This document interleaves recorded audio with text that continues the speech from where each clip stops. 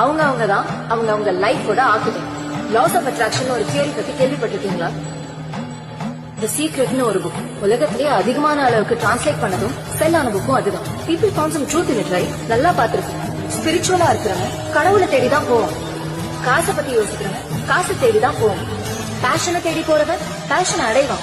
யார் என்ன ஆகணும்னு நினைக்கிறாங்களோ அதுவாதான் ஆவாங்க. நம்ம தாட்ஸ் தான் நம்ம லைஃப் உருவாக்கும். அதான் யூனிவர்சல் லா. நான் சொல்றேன்னு தப்பா நினைக்காது. வீட்டுல இருந்துட்டே கனவு கண்டா எதுவுமே நடக்காது. அதுக்கான முயற்சி எடுக்கணும். அப்போதான் நம்ம தாட் ப்ராசஸ் முழுசா பாசிட்டிவா ஆக ஆரம்பிக்கும். இல்லனா நமக்குள்ள இருக்கிற அந்த சந்தேகம் அதை கொன்னுடும். சோ அதனால்தான் திங்க் பாசிட்டிவ்ன்ற வார்த்தைக்கு அவ்வளவு பவர். நல்லபடியா ஒரு இடத்துக்கு போய் சேரணும்னு நினைக்கிறது ஒரு தாட் ப்ராசஸ். கெட்டது எதுவும் நடக்காம போய் சேரணும்னு நினைக்கிறது இன்னொரு தாட் ப்ராசஸ்.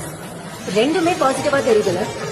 பட் இல்ல, எவன் ஒருத்தர் ஆக்சிடென்ட் ஆகக்கூடாதுன்னு நினைக்கிறானோ அவனுக்கு தான் ஆக்சிடென்ட் ஆகும். ஒரு போலியான ஜோசியக்காரங்கிட்ட போயிருப்பான். அவன் மொத்தமா தப்பா ப்ரெடிக்ட் பண்ணிருப்பான். ஆனா அவன் சொல்றது 1-2 கண்டிப்பா நடக்கும். ஏன்? அவன் அந்த ஐடியாவை நம்ம மைண்ட்ல விதைச்சதுனால கண்டிப்பா நாமளே தான் நடத்தி